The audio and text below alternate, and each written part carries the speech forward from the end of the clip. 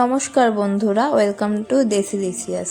আজকে একটা নতুন রেসিপি নিয়ে আবার হাজির হয়েছি, মুড়িঘণ্ট রেসিপি নিয়ে। মুড়িঘণ্টের জন্য প্রথমেই গোবিন্দভোগ চাল আমরা শুকনো খোলা কড়াইতে ভেজে নেব, একটু মুড়ি মুড়ি একটু করে নেব, করে আলাদা করে তুলে রাখলাম বাটিতে। এরপর ওই কড়াইতেই আমি সর্ষের তেল গরম করে নেব। আপনারা চাইলে রিফাইন তেলেও করতে পারেন রান্নাটা। সর্ষের তেলটা গরম হয়ে গেলে তাতে প্রথমে আগে মাছের মাথাগুলো ভেজে নেব। আমি এখানে কাতলা মাছের মাথা ইউজ করছি, এটা কিন্তু রুই মাছের মাথা দিয়েও করা যায়। মাছের মাথাটা এপিট ওপিট লাল লাল করে ভেজে আমি তুলে রাখবো। তারপর ওই তেলেই আমি ফোড়ন দিয়েছি দারচিনি, শুকনো লঙ্কা এবং তেজপাতা। এরপরে আমি ডুমডুম করে কেটে রাখা আলুগুলো দিয়ে দিচ্ছি। আলুতে একটু লবণ দিয়ে ভালো করে ভেজে নেব একটু লাল লাল হওয়া পর্যন্ত।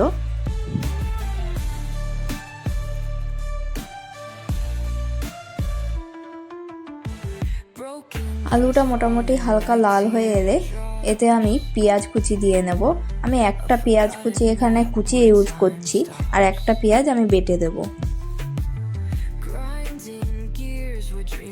পেঁয়াজটা ভাজা হতে হতে আমি এদিকে পেস্ট একটা বানিয়ে নেব মশলার। এখানে নিচ্ছি আদা বাটা। আদা বাটার সাথে আমি নিচ্ছি পেঁয়াজ টমেটো একসঙ্গে বাটা। এর সঙ্গে আমি নেব জিরে গুঁড়ো, ধনে গুঁড়ো এবং হলুদ গুঁড়ো। এই সব কিছু দিয়ে আর সামান্য পরিমাণ জল দিয়ে আমি একটা মিশ্রণ তৈরি করে রাখবো বাটিতে।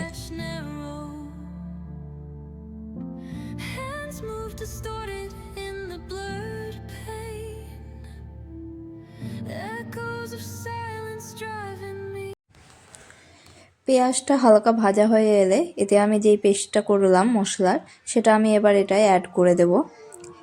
মশলাটা দিয়ে এবার ভালোভাবে কষিয়ে নিতে হবে এই পর্যায়ে।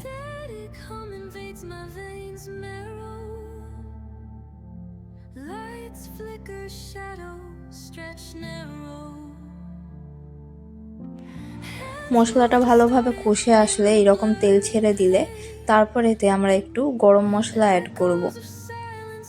এবার গরম মশলাটা দিয়েও খানিকক্ষণ আমরা নেড়ে চেড়ে নেব। এরপর গরম মশলা দিয়ে কষানো হয়ে আসলে এতে আমি ভেজে রাখা মাছের মাথাগুলো অ্যাড করে দিচ্ছি। মাছের মাথাগুলো ভেঙেও দিতে পারেন বা কড়াইতে হাতার সাহায্যে বা খুন্তির সাহায্যে এরকম ভেঙে নিতে পারেন। কিছুক্ষণ মাথাটা দিয়েও মশলাটার সঙ্গে মাখিয়ে নেব।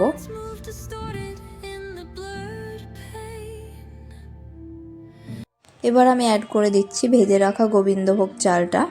চালটা দেওয়ার পরেও আর খানিকক্ষণ আমি নাড়াচাড়া করে নেব।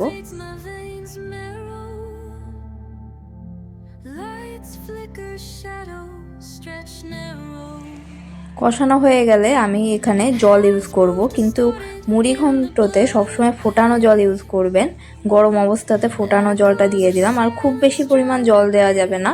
চালটা সেদ্ধ হওয়ার পরে অল্প একটুখানি ঝোল থাকবে, সেই রকম মাপ অনুযায়ী দিতে হবে। আর যদি আরও কম জল দিতে চান তাহলে সেক্ষেত্রে ঢেকে দেবেন। আমি একটু বেশি জল দিলাম, তাই জন্য ঢাকনা দিলাম না। এবার ফুটতে ফুটতে দেখবেন চালটা প্রায় হাফ মতন সেদ্ধ হয়ে যাবে। এই সময় একটুখানি চিনি অ্যাড করতে হবে। মুড়িঘণ্টতে একটু ঝাল মিষ্টি সবটাই দিতে লাগে। চিনি অ্যাড করব, আর এক্ষেত্রে নুন যদি লাগে টেস্ট করে সেক্ষেত্রে দিয়ে নেব। এরপর ভালোভাবে ফুটলে লাস্টে গরম মশলা দিয়ে এবং ঘি দিয়ে নামিয়ে নিতে পারেন মুড়িঘণ্ট।